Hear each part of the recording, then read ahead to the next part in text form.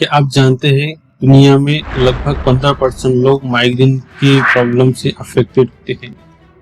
आज के हम इस वीडियो में बात करेंगे माइग्रेन के बारे में, जो सिर्फ एक सर दर्द नहीं बल्कि गंभीर न्यूरोलॉजिकल कंडीशन, एक ऐसी कंडीशन जिसमें सर के कुछ हिस्से में बहुत ज्यादा तेज दर्द के रूप में हमें फील होता है। तो अगर आप भी माइग्रेन के दर्द से परेशान हैं या आपके आसपास में कोई माइग्रेन से परेशान है तो इस वीडियो को जरूर देखें और उन्हें भी शेयर करें ताकि हम लोगों को माइग्रेन से छुटकारा दिला। तो चलिए शुरू करते हैं इस वीडियो को और समझते हैं एक्चुअल में माइग्रेन होता क्या है। माइग्रेन एक प्रकार का सर दर्द होता है जो किसी साधारण सर दर्द से काफी अलग होता है।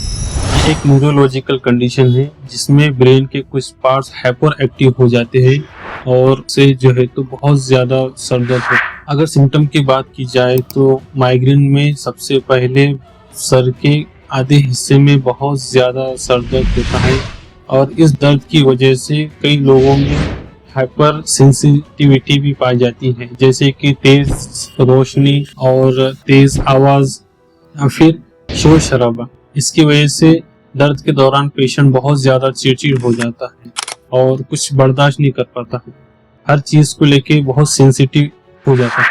इसमें कुछ पेशेंट को सर दर्द के साथ साथ उल्टी, मचलाट या एसिडिटी भी होती है। माइग्रेन के सिम्टम ये जो है तो एक महीना या 2 महीने के एपिसोड्स में आते हैं और ड्यूरेशन की बात की जाए तो माइग्रेन का अटैक कुछ घंटों या कुछ हफ्तों तक चलता रहता है।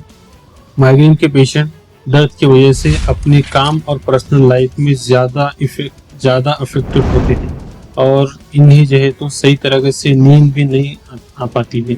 कॉजेस की बात की जाए तो साइंस के हिसाब से इसमें बहुत से कॉजेस हो सकते हैं। सबसे पहले जेनेटिक फैक्टर, अगर आपके परिवार में किसी को माइग्रेन की प्रॉब्लम है तो हो सकता है आपको भी होने के चांसेस। सेकंड, न्यूरोट्रांसमीटर इम्बैलेंस, यानी ब्रेन से ऐसे कुछ केमिकल रिलीज होते हैं जैसे सेरोटोनिन, ये ब्रेन से रिलीज होते हैं। अगर इसमें कमी या ज्यादा होती है, इम्बैलेंस होता है तो इसकी वजह से भी जो है तो माइग्रेन की प्रॉब्लम हो सकती है। उसके बाद स्ट्रेस, टेंशन, नींद की प्रॉब्लम होना या डाइट इम्बैलेंस होने की वजह से, या फिर और इन्वायरमेंटल कॉजेज भी हो सकते हैं जैसे तेज धूप, ज्यादा रोशनी या फिर शोर शराबा या स्ट्रॉन्ग स्मेल या बहुत तेज खुशबू।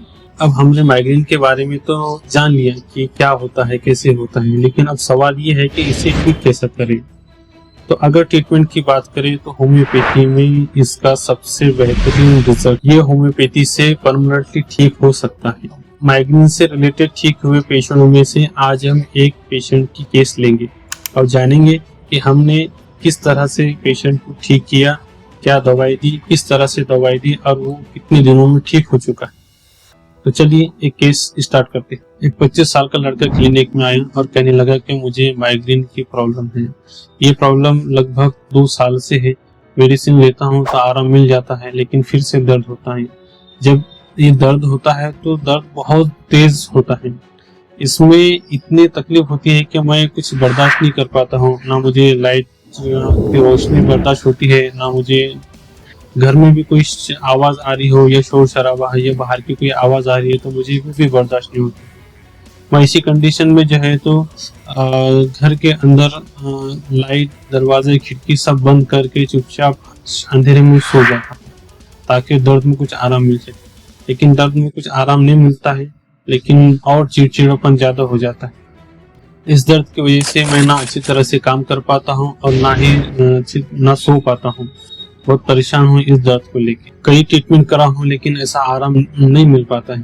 तो आज होम्योपैथिक ट्रीटमेंट के लिए मैं आपके पास आया हूँ। तो इतना केस था पेशेंट का। इसके बाद पेशेंट के सिम्टम को एनालाइज किया और एनालाइज करने के बाद एक मेडिसिन आई नक्सोमिका पेशेंट को हमने एक स्टार डोज दिया और उसके बाद कुछ मेडिसिन दी। तो पेशेंट को जो है तो धीरे धीरे आराम मिलने लगा। पहले 15 दिन में 20 से 30 तक के आराम मिला और उसके बाद धीरे धीरे करते करते आराम मिलने लगा और पेशेंट का ट्रीटमेंट जो है तो 3 महीने तक चला। पेशेंट 3 महीने में पूरी तरह से ठीक हो गया। अब उससे जो है तो कोई प्रॉब्लम नहीं है और माइग्रेन से भी पूरी तरह से अब वो ठीक हो चुका है। अब कोई दिक्कत ही नहीं। ऐसे ही वीडियो के लिए आप मुझे लाइक कीजिए, सब्सक्राइब कीजिए और इस वीडियो को शेयर करिए। Thank you so much.